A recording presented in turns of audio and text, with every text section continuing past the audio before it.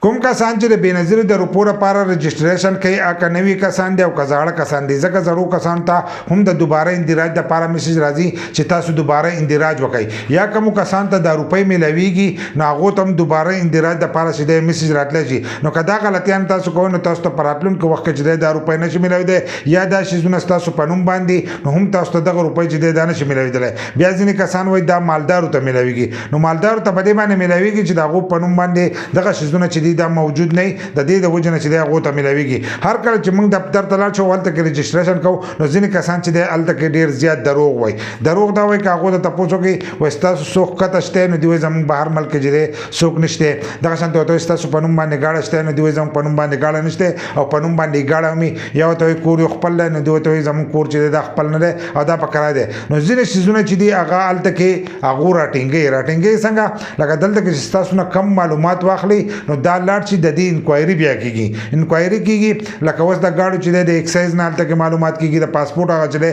د پاسپورټ د محکمې نه معلومات کېږي دغه شانتې د وابډا نه د بیلونو په باره کې چې دی معلومات کېږي نو که په تاسو پسې بیل هم سیوا راځي نو بیا هم دا روپۍ تاسو ته نشي میلاویدلی ځکه که ستاسو نه هلته تپوس وکړي چې ستاسو په کور کې فرج شته د جامو وینځلو ماشین شته دغه شانتې بلپونه څو دي پنکې څو دي داسې قسما قسم تپوسونه کوي نو که ته ورته دغه ځای کې دروغ ووایې او هلته کې په تا پسې بیل سیوا راځي نو هغه وایي دا هر سره چې دي دا د دې کار موجود دي ځکه چې دغه د وفاق نه معلومیږي خو که ته ورته ووایې چې زموږ کور چې دی د کرایې دی نو که کرایې ورته ته ووایې نو هغه دغه سره وي د صوبایي سره وي نو د دې اکثر انکوایري چې دی د دې دومره نه کېږي دغه شانتې که ته د ګاډو ووایې چې ګاډه زما په نوم نشته نو زموږ په صوبه کې زیاتر کسانو په نوم باندې اکثر ګاډه چې دی یي هم نو او چې ګاډه کوي نو اکثر هغه د صوبایي سره وي نو هغه چې دی دغه هم نه راټینګېږي خو یو که ته ورته ووایې چې زما په نوم باندې پاسپورټ نشته نو هغه پاسپورټ هم راټینګېږي ستا خاوند ښکته وي بچي دې ښکته وي نو دغه هر سره چې دي دا د هغه ځای نه راټینګېږي بل لا که د بینک اکاونټ ستاسو په نوم باندې د ایزي پیسه اکاونټ ستاسو په نوم باندې نو دغه چې دی دا هم د وفاق نه راټینګېږي نو دغه هر سره که ستاسو وي نو تاسو ته هم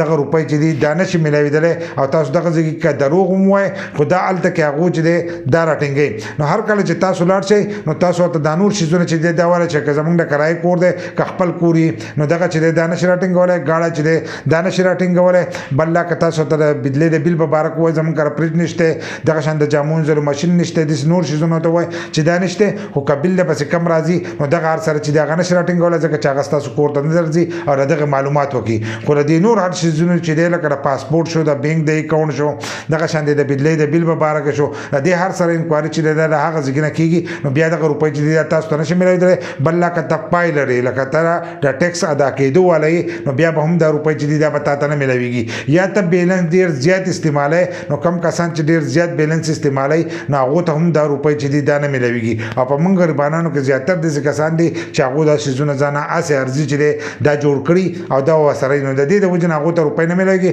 او مالدار یې د هغو په نوم باندې دا قسمه شیزونه چې دي نه وي نو هغو مالدارو ته دغه روپۍ چې دي دا میلاویږي